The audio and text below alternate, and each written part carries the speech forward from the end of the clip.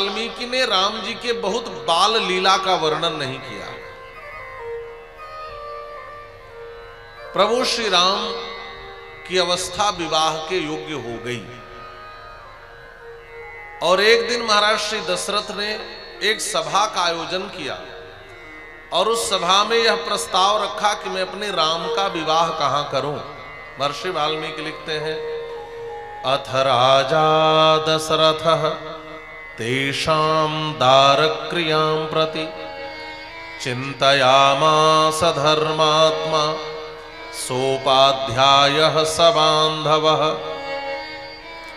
बंधु बांधवों के सहित बैठकर दारक क्रियां प्रति माने वैवाहिकीम क्रियां प्रति मैं अपने राम का विवाह कहां करूं, इसकी चिंता कर रहे थे।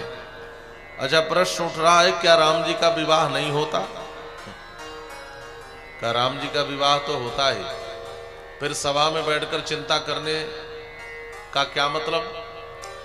महाराज श्री दशरथ सोचते हैं, हमारा राम इतना रूपवान है, इतना गुणवान है, इतना शीलवान है, हमारे राम के अनुकूल बहू मिलेगी कि नहीं मिलेगी, इस बात की चिंता है। अच्छा, महाराज श्री दशरथ राम जी के विवाह की चिंता कर रहे हैं। उधर अयोध्या कांड के अंतिम सर्ग में श्री अनुसुईया जी से श्री सीता जी अपने विवाह की कथा सुनाते हुए कहती हैं कि जब मेरी अवस्था विवाह के योग्य हो गई तो मेरे पिता को भी चिंता हुई। पति संयोग सुलभम वयो दृष्टवा च मे पिता चिंतामभ्यगमत दीनो वित्तनाशादि बाधना। तो श्री जानकी जी कहते हैं मेरे पिता को भी चिंता हुई। उधर महाराज श्री जनक को बेटी के विवाह की चिंता है, इधर महाराज श्री दशरथ को बेटे की विवाह की चिंता है।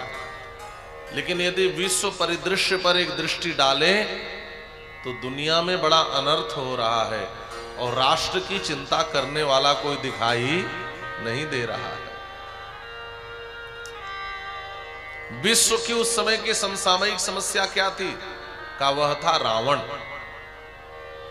रावण लंका में बैठकर पूरे भारत को धर्म विहीन करना चाह रहा था। कारण क्या है? रावण चाहता है धर्म न बचे, धर्म कहीं न रहे। इसका कारण क्या है? रावण ने जब कठोर तपस्या करी तो ब्रह्मा जी वरदान देने के लिए आए और वरदान मांगने के लिए ब्रह्मा जी ने कहा तो रावण ने कहा हमें यही वरदान दीजिए कि मैं न मरूं, अमर हो जाऊं। मानसकार में लिखते हैं, हम काहों के मरे न मारे, हम काहों के मरे न मारे, हम काहों के मरे न मारे, हम का